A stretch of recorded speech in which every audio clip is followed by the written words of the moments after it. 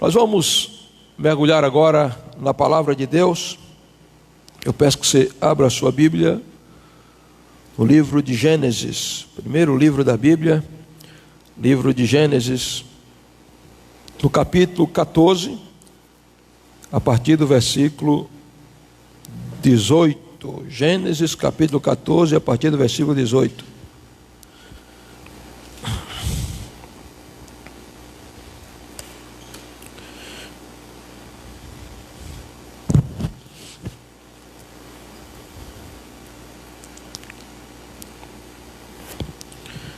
Amém? Já encontraram?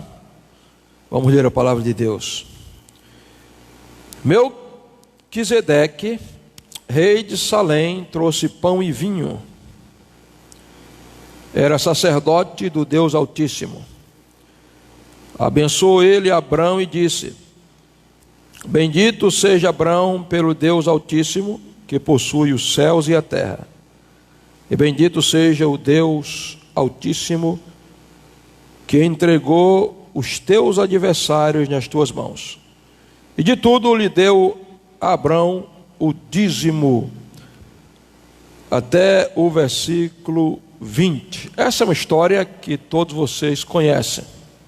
O encontro de Abrão, que não era Abraão ainda era Abrão. Deus não tinha mudado o nome dele, e ele teve um encontro marcante com essa figura enigmática que aparece aqui no capítulo 14 de Gênesis, Melquisedeque. E Melquisedeque vem encontrar Abrão quando Abraão vem de uma guerra ferrenha contra 5 reis, e todos eles confederados por Quedorlaomer, um rei cananeu. O objetivo de Abrão a entrar nessa guerra com esses 5 reis foi libertar o seu sobrinho Ló. Quando Abrão foi chamado por Deus para sair da terra de Ur dos Caldeus e ir em direção à terra que Deus lhe mostraria, vocês lembram muito bem que Ló saiu com Abrão. E Ló não tinha o coração tão alinhado a Deus como Abrão tinha, e ele causou alguns prejuízos a Abrão, porque Ló tinha algumas características negativas que não devem existir na vida de nenhum cristão. A primeira característica que eu vejo em Ló é que ele era contencioso. No capítulo 13 de Gênesis, se você abrir aí, verso de número 8, verso 7, diz assim: houve contenda entre os pastores de gado de Abrão e os pastores de gado de Ló. Nesse tempo os cananeus e os ferezeus habitavam na terra. Note que começou a haver uma disputa. Tanto Abrão como Ló eram pastores de gado, de ovelha, fazendeiros. E começou a haver uma disputa, uma contenda, um litígio entre os pastores de Ló e os pastores de Abraão.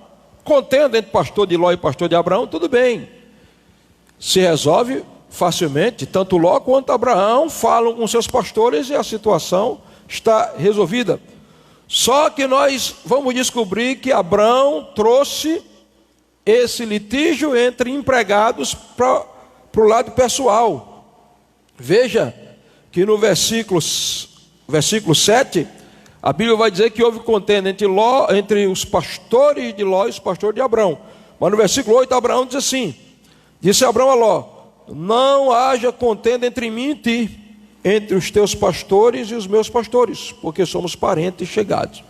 Então note que, se no versículo 7 a contenda era entre os pastores de Abraão e os pastores de Ló, no versículo 8, a contenda vem para a questão pessoal. E a contenda agora é entre Abraão e Ló, não por causa de Abraão, mas por causa de Ló. Então a primeira coisa que nós entendemos aqui é que há pessoas que ao caminhar conosco se mostrarão contenciosas. Há pessoas que são expert em criar problemas, em criar contenda com os vizinhos, com os parentes. Essa era uma das características de Ló. A outra característica que eu vejo negativa em Ló é que Ló era ambicioso. O versículo 8 diz que Ló levantou os olhos e viu toda a campina do Jordão. Ló era ambicioso, ele era guiado pelos seus olhos. Tudo quanto estava diante dos olhos dele, ele queria para si. Porque quando houve aquela contenda, Abraão chamou Ló e disse: meu sobrinho, vamos fazer o seguinte, está havendo essa contenda, nós somos parentes chegados, vamos resolver a situação, não há necessidade que nós estejamos contendendo. Faz o seguinte: se você for para a esquerda, eu vou para a direita. Se você for para a direita, eu vou para a esquerda. Escolha. E a Bíblia diz aqui, no verso 10, que Ló levantou os olhos e olhou para as campinas do Jordão.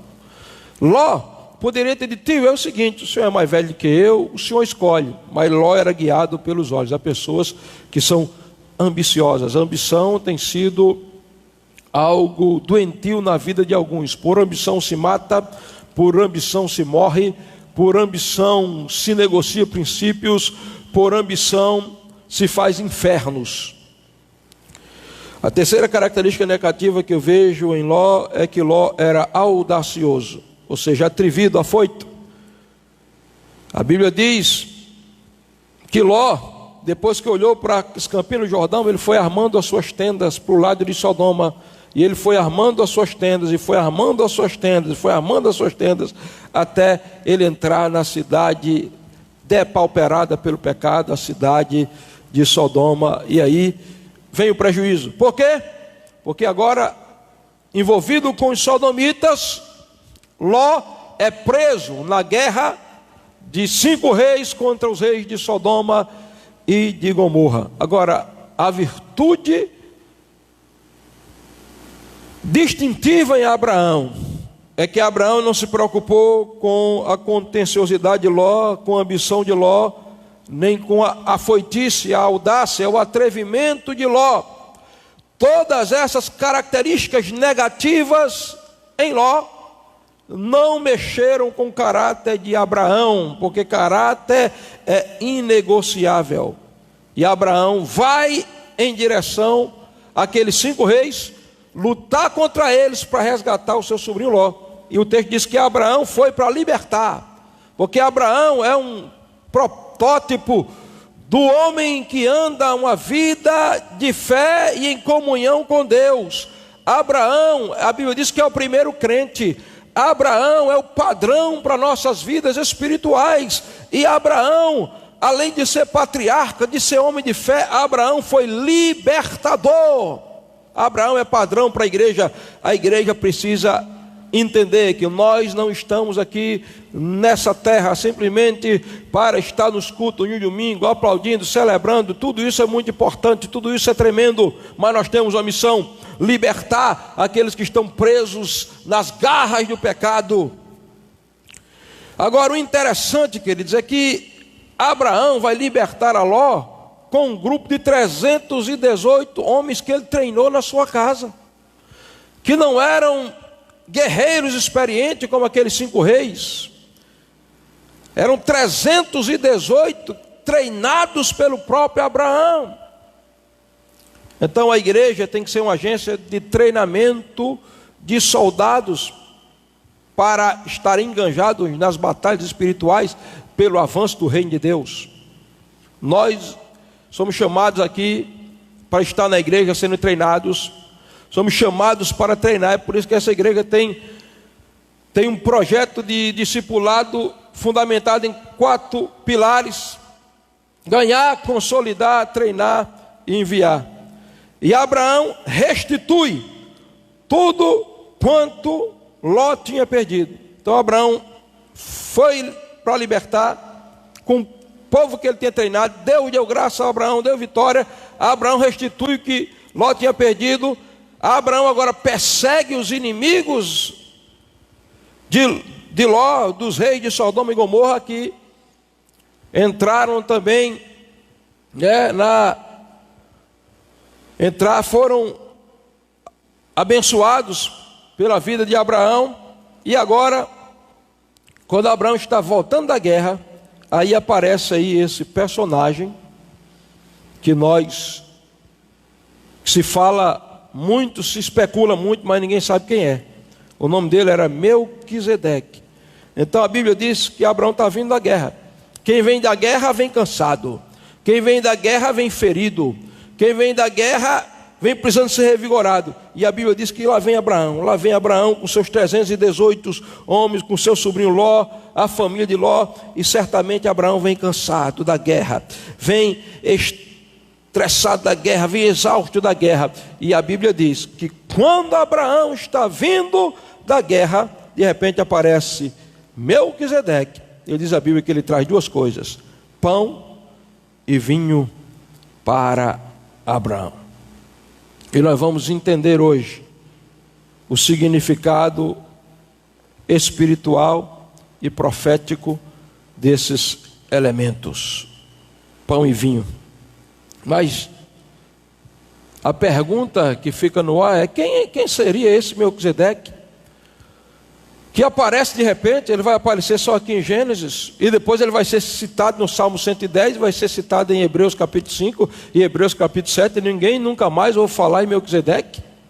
De repente ele aparece, e aí se especula. Há quem diga que Melquisedeque era o próprio Jesus, de forma pré-encarnada. Há quem diga que Melquisedeque era Cão, o filho de Noé. Há quem diga que Melquisedeque era Sem, o filho de Noé. Há quem diga que Melquisedeque era uma aparição do anjo Miguel. Há quem diga que Melquisedeque era uma teofania, uma aparição da terceira pessoa da Trindade, do Espírito Santo no Antigo Testamento. Muito se especula sobre Melquisedeque, mas ninguém pode bater o martelo e dizer que Melquisedeque era essa ou essa tal personagem, porque Melquisedeque é uma figura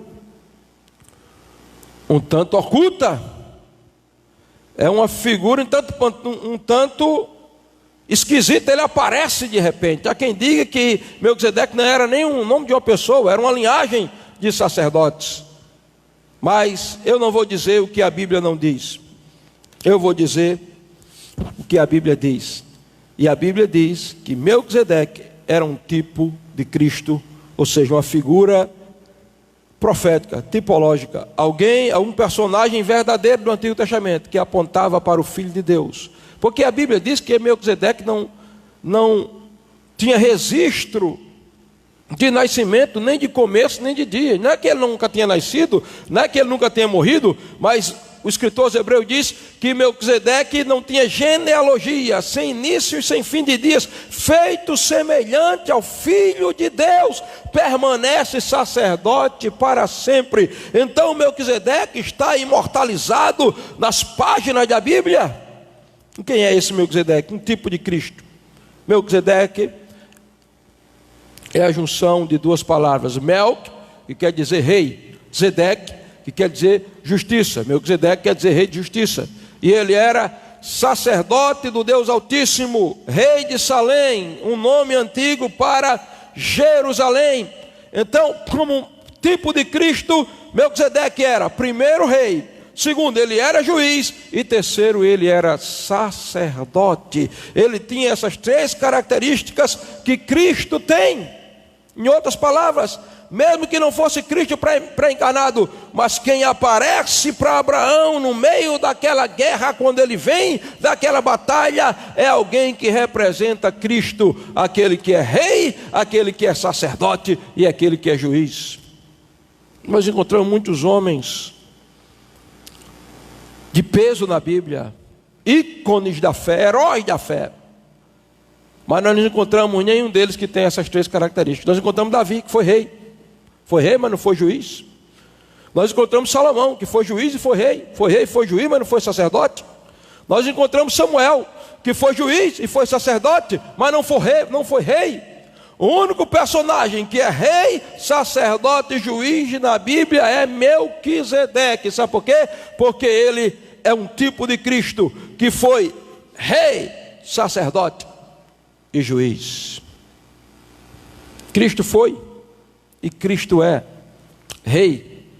Foi para isso que ele nasceu, foi para isso que ele veio ao mundo, para governar. Vocês lembram quando ele nasceu? Os magos que vieram do Oriente, aqueles rabinos, né? A palavra mago ali, Shachamim. Rabinos, eles vieram, a Bíblia diz que eles vieram para adorar em Belém, o rei dos judeus. Você se lembra quando ele entrou em Jerusalém, que ele ia no seu jumentinho? E muita gente ficou escandalizada, porque a maioria dos revolucionários de Israel na época de Cristo esperavam um rei montado no seu cavalo alazão, no seu cavalo branco, com a coroa brilhante, uma espada reluzente na mão, dizendo: vim libertar Israel do jugo dos romanos. Mas aqueles que tinham veia profética, entendimento profético, eles ficaram observando aquele jumentinho, e lá vai Jesus, lá vai entrando em Jerusalém, a cidade está alvoroçada, e lá vai Jesus entrando em Jerusalém.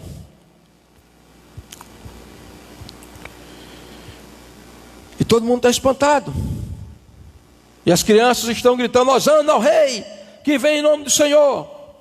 E Jesus montado, o pessoal jogando ramos de palmeira, jogando vestes, e ele vai montado entrando em Jerusalém. O jumento talvez esteja orgulhoso: estão me aplaudindo, mas na verdade era o rei.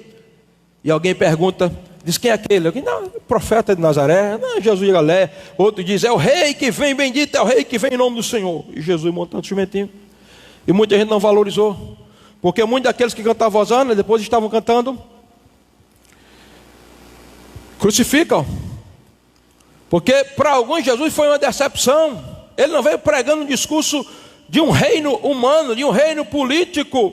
Ele veio pregando um discurso de um reino que não é implantado pela espada, mas pelo amor, pela graça, pelo perdão. Agora deixa eu dizer uma coisa para você. Um dia ele entrou no jumentinho, e muita gente dizia: aquilo é o rei. Não, aquilo é o profeta de Nazaré. Não, aquilo é só o filho do carpinteiro. Mas um dia João disse, Apocalipse capítulo 19, João disse: eu estou olhando para cima. Você está olhando, você está vendo o quê? Eu estou vendo os céus abertos. O que é que você está vendo mais, João? Eu estou vendo um cavalo branco. O que é que você está vendo? Um cavaleiro e milhares de cavalos brancos que vai descendo com ele. E como é o nome dele? O nome dele, ele se chama Fiel e Verdadeiro. Ele julga e peleja com justiça. Na sua cabeça muitas coroas, seus olhos são como chama de fogo, da sua boca são espada aguda de 2 gumes, e na sua coxa seu manto está salpicado de sangue, e na sua coxa e no seu manto está escrito: Rei dos Reis e Senhor dos Senhores. Eu quero que você saiba, nós servimos aquele que é rei. Melquisedeque era rei, um tipo de Cristo. Cristo é rei. Ele é rei porque ele governa. Governa porque impera. Impera porque domina. Domina porque pode. Pode porque faz. Faz porque é. Ele é rei na sua vida. Ele pode governar qualquer tipo de adversidade. Ele pode mudar qualquer tipo de quadro caótico, porque ele é rei. Então a primeira coisa que nós vemos aqui, sacerdote. Melquisedeque, tipo de Cristo, era rei. Mas não somente rei, era sacerdote. É isso que a Bíblia diz em Hebreus. Tu és sacerdote eternamente, segundo a ordem de Melquisedeque, apontando para Cristo, que assim como Melquisedeque era sacerdote, Cristo é o maior de todos os sacerdotes. Nós não precisamos mais de intermediário. Quem intercede por nós é Cristo. Quem vive por interceder por nós é Cristo. Cristo abriu o caminho, ele é sacerdote. Mas acima de tudo, ele é juiz. Por isso o texto diz aqui: Melquisedeque, meu rei Zedeque, juiz. Eu estou vendo Paulo. Ele está diante de Nero, um monstro Nero, que incendiou Roma, colocou a culpa nos cristãos, e o carrasco está lá com seu capuz, o machado na mão. Paulo vai ser decapitado. Você acha que Paulo está ali cabisbaixo, se tremendo, dizendo: Deus, gastei minha vida no teu altar, agora vou ser decapitado? Não, 3 metros de distância, o carrasco está com o machado na mão, mas Paulo está de cabeça erguida, olhando para o lugar da execução e dizendo: combati o bom combate, acabei a carreira e guardei a fé. Desde agora a coroa da justiça a qual o Senhor, justo juiz, me dará naquele dia, me está reservada, e não somente a mim, mas a todos aqueles que amam a sua vinda. Deixa eu dizer para você, você serve um rei que é juiz, e como juiz ele nunca perdeu uma causa. Ele julgou os nossos pecados na cruz, na ressurreição ele nos justificou, nos absolveu dos nossos pecados. Ele julga vivos, ele julga mortos, ele é o juiz justo, juiz de vivos e de mortos. É por isso que Melquisedeque era um rei que era juiz. E o texto diz aqui, muito claro, o texto é muito claro, diz que Melquisedeque veio abençoar Abraão, porque, queridos, o papel do sacerdote é abençoar. Sacerdote não pode ter maldição nos lábios, sacerdote não pode ter oração imprecatória não existe macumba gospel. Eu já vi sacerdotes amaldiçoando, gritando, xingando, desejando o mal. Mas o papel do sacerdote é abençoar. E a bênção de Melquisedeque para Abraão se dava em 2 níveis: bênção do pão e bênção do vinho. Lembre que ele trouxe pão e ele trouxe vinho, porque ali estava a representação da ceia do Senhor, a chamada Sedat Ha-Adon, a ceia do Senhor. O que é que representa o pão e vinho que Melquisedeque traz? Uma refeição pactual, uma ceia de aliança. Melquisedeque está entrando em aliança com Abraão, com os elementos da aliança que vão apontar futuramente para a ceia do Senhor: pão e vinho. Porque Abraão estava fraco, fragilizado e cansado. Ele precisa ser revigorado com pão e com vinho. Mas não era só alimento, só uma refeição normal. Era um memorial profético. Eles estavam entrando em pacto eterno, em aliança eterna. Melquisedeque estava passando para Abraão o cargo também de assumir futuramente uma função sacerdotal como cabeça da nação judaica, porque Israel ia nascer a partir de Abraão, como uma nação que tem aliança com Deus. E aqui estão os elementos. O pão representa comunhão. É por isso que Paulo disse: o pão que partimos é a comunhão do corpo de Cristo. Todas as vezes que se pega o pão na ceia do Senhor, se lembra da comunhão do corpo de Cristo. É por isso que a ceia é também chamada Eucaristia, ação de graça ou comunhão. É por isso que a igreja primitiva estabeleceu uma regra de ouro, Atos 2:42, perseveravam no partir do pão e da comunhão. Toda vez que você encontra a palavra comunhão na Bíblia, o pão está presente, porque comunhão fala de comer juntos. E Paulo diz, 1 Coríntios 10:16, o pão que partimos é a comunhão do corpo de Cristo, irmãos. O que mais Deus quer é ter comunhão conosco. Comunhão quer dizer misturar as vidas. Comunhão, a palavra grega é koinonia, ter tudo em comum. Comunhão quer dizer estar fundidos um ao outro, estar envolvidos um com o outro. Nós precisamos aprender a viver em comunhão com Deus. E só vivemos em comunhão com Deus se estivermos em comunhão uns com os outros, misturados. Um dos fundamentos da igreja é a comunhão. É por isso que nós estamos sentindo tanta falta dos cultos de domingo, com a igreja cheia, com o templo lotado, porque naquele momento há comunhão. Não precisa falar das pequenas reuniões, dos grupos de comunhão que são as células, a comunhão. O pão representa a comunhão, o próprio Deus. Um dia, Deus disse: Moisés, eu vou falar com vocês. Agora, junta aí 70 homens, os mais espirituais aqui, 70 anciãos. Se prepara que eu vou descer, Moisés. E Deus desceu, e a Bíblia diz que quando Deus desceu, Deus colocou uma mesa. E disse: agora a gente vai comer. E a Bíblia diz: os homens viram a Deus, viram os seus pés como uma pedra de safira brilhante, e diz: comeram com Deus e viveram e comeram com Deus. Deus desceu numa teofania ao nível dos homens e teve comunhão. E o apóstolo João disse Isso que eu escrevi para vocês é porque vocês tenham comunhão conosco. A nossa comunhão é com o Pai e com o Filho Jesus Cristo. Ele vai apontar 4 níveis de comunhão: a comunhão de ver a Jesus, de ter uma visão espiritual no seu espírito dele; a comunhão de ouvir a Jesus, de ouvir a sua voz; e a comunhão de tocar em Jesus, de contemplar. Tudo isso João está falando. Ter comunhão, partir do pão, representa internalizar a vida de Deus em nós. É por isso que a Bíblia diz, Jesus disse: a minha carne é comida, o meu sangue é bebida, e quem de mim se alimenta, por mim viverá. Se alguém não comer a minha carne e não beber o meu sangue, não tem vida em si mesmo. O que é que Jesus está falando? Está falando de aliança.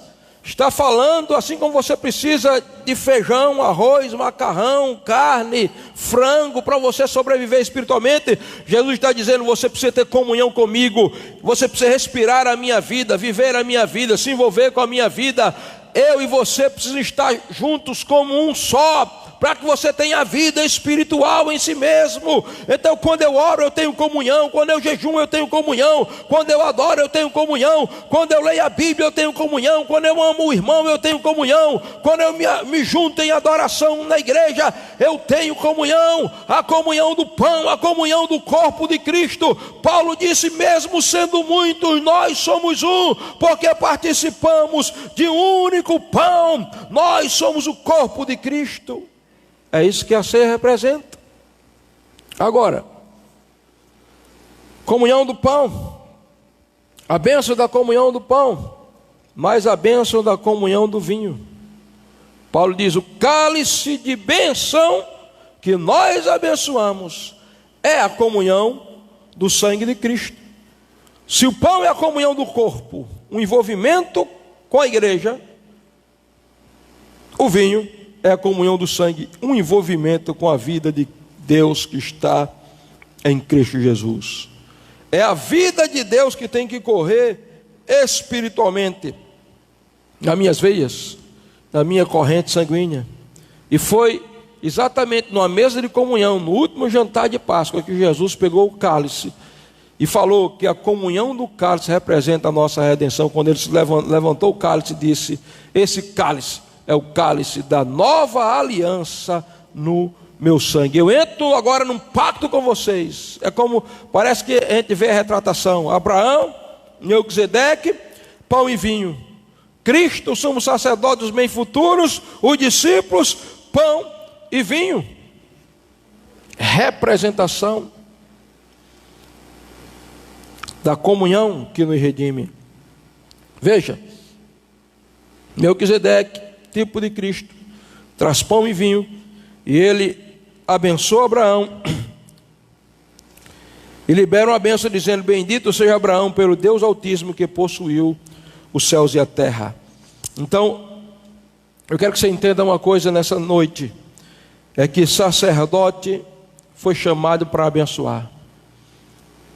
Não adianta, tem sacerdote que, se você disser: pastor, tem pastor que você chegar para ele e dizer: pastor, foi muito bom o tempo que eu passei aqui, mas Deus ampliou a minha visão, eu quero lhe pedir a sua bênção, porque eu estou me desligando da igreja, Deus me chamou para outro ministério, eu me identifico mais com aquele ministério ali, eu quero que o Senhor me abençoe.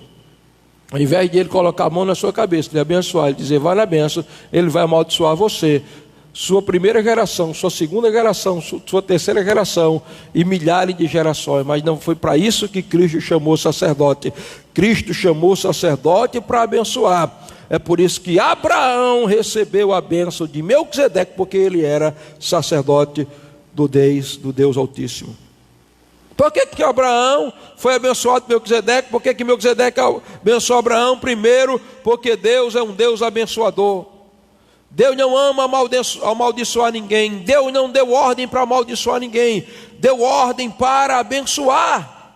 É por isso que o sacerdote, o sumo sacerdote particularmente, todos os dias, ele, depois que oferecia o sacrifício matinal e o sacrifício vespertino, o sacrifício da tarde, Israel todos os dias recebia a bênção. O sacerdote estendia as mãos e dizia: Yahvé te abençoe e te guarde. Yahvé faça resplandecer o rosto dele sobre ti e tenha misericórdia de ti. Yahvé sobre ti levante o seu rosto e te dê a paz. Existem nessa bênção 3 níveis de revelação que nós precisamos entender. Primeiro, o Senhor te abençoe. A palavra abençoar no hebraico, bará. Bará quer dizer: vá e seja bem sucedido e próspero em tudo que você fizer. Bará foi a primeira palavra que Adão ouviu quando Deus terminou de criar Adão, que Adão abriu os olhos. Deus olhou para Adão e disse: Deus os abençoou. E essa palavra,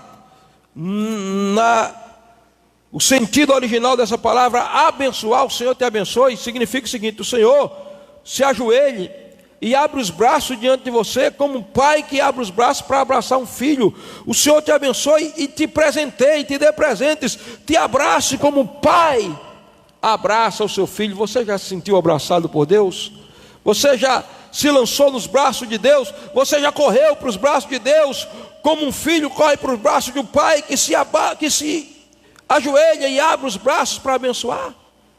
O Deus que abençoa é o Deus que em Cristo desceu ao nível de homem. O Senhor te abençoe significa a encarnação. Em Cristo, Deus desceu, se ajoelhou, abriu os braços para lhe abraçar e lhe presentear com graça, com amor, com misericórdia, com perdão, com paz, com salvação. O Senhor te abençoe e o Senhor te guarde. A palavra guardar aí quer dizer: coloque os braços em sua volta e lhe cerque. Deus é aquele que coloca os braços e cerca você e protege você, e nenhum mal lhe sucederá e nem praga nenhuma chegará à sua tenda, porque Ele te abraça e te cerca. E o Senhor faça resplandecer o rosto dele sobre ti e tenha misericórdia de ti. A palavra quer dizer aí: o Senhor faça resplandecer o rosto sobre ti. A figura é a figura de um pai que pega um filho e levanta e olha para o filho, e o filho fica nos braços do pai, focando no rosto do pai. É isso que Deus faz conosco em Cristo. Ele nos levanta, Ele nos ressuscita espiritualmente, Ele nos glorifica em Cristo, Ele nos coloca nos lugares altos. Nós podemos fitar os olhos de Deus, o rosto de Deus, e ver o brilho do rosto de Deus tocando a nossa vida. Quando Abraão é abençoado por Melquisedeque, Deus já está de maneira embrionária apontando para aquele dia em que o sacerdote ia levantar os braços para todo Israel e dizer: o Senhor te abençoe. O Senhor se ajoelha, abre os braços, te abraça e te presenteie como o pai faz com o filho. Quando Abraão é abençoado por Melquisedeque, Deus já está profetizando que no futuro o Senhor te guarde, o Senhor te cerque com os seus braços e te proteja. O Senhor faça resplandecer o rosto dele sobre ti, o Senhor te levante e tu foque no rosto de Deus e seja iluminado pelo rosto dele. O sacerdote é chamado para abençoar, porque o desejo de Deus é que nós sejamos abençoados. E aí nós vamos encontrar na Bíblia, no Antigo Testamento, bênçãos materiais. O Antigo Testamento fala sobre bênçãos espirituais, mas o foco do Antigo Testamento são bênçãos terrenas. O Novo Testamento fala de bênçãos materiais, mas o foco principal são bênçãos espirituais. Porque no Antigo Testamento, Deus está tratando daquilo que era sombra e que a realidade ia apresentar-se no Novo Testamento. O corpo está no Novo Testamento, a sombra está no Antigo Testamento. E nós vamos encontrar muitos níveis de bênçãos que Deus tem, tanto para o povo de Israel naquela época, quanto Deus tem para nós, porque nós herdamos a bênção de Abraão, a Bíblia diz. Em Deuteronômio 28, nós vamos encontrar aqui os níveis de bênção que Deus tem para nós. Primeiro, Deus quer abençoar a nossa geografia. Deuteronômio 28 e 3 diz: bendito serás tu na cidade e bendito serás no campo. O empresário, Deus quer abençoar o empresário na cidade. O agricultor, Deus quer abençoar o agricultor no campo. Ele quer abençoar a nossa geografia.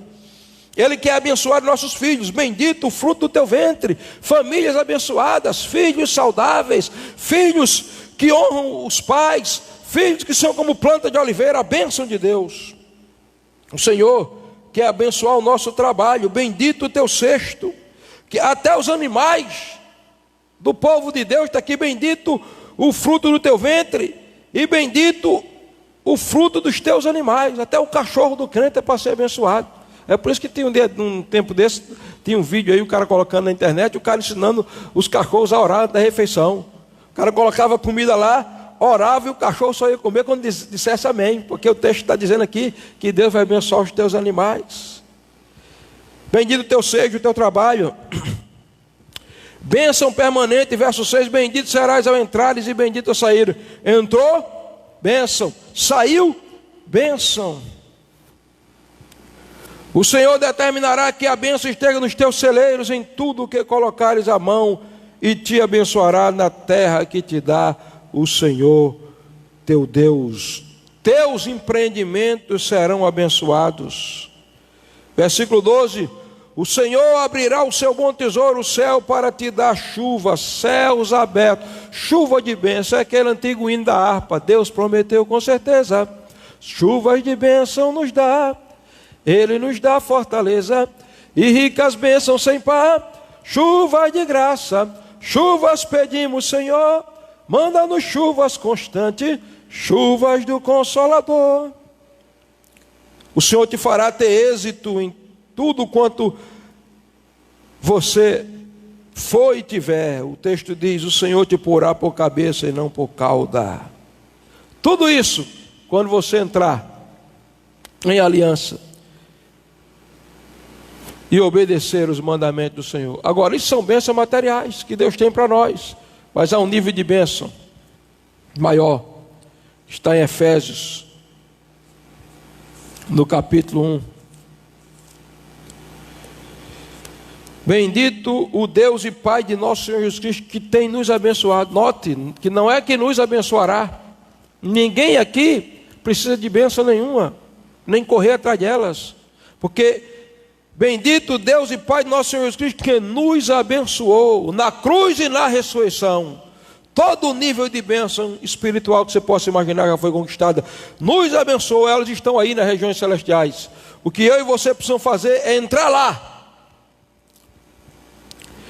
e tomar posse dessas bênçãos. Que bênçãos são essas? Predestinação para a eternidade como igreja, adoção de filhos, redenção, riqueza de graça, sabedoria e prudência espiritual, herança, selo do Espírito, penhor da herança, autoridade espiritual, olhos espirituais iluminados. Tudo isso são bênçãos que Deus tem para nós.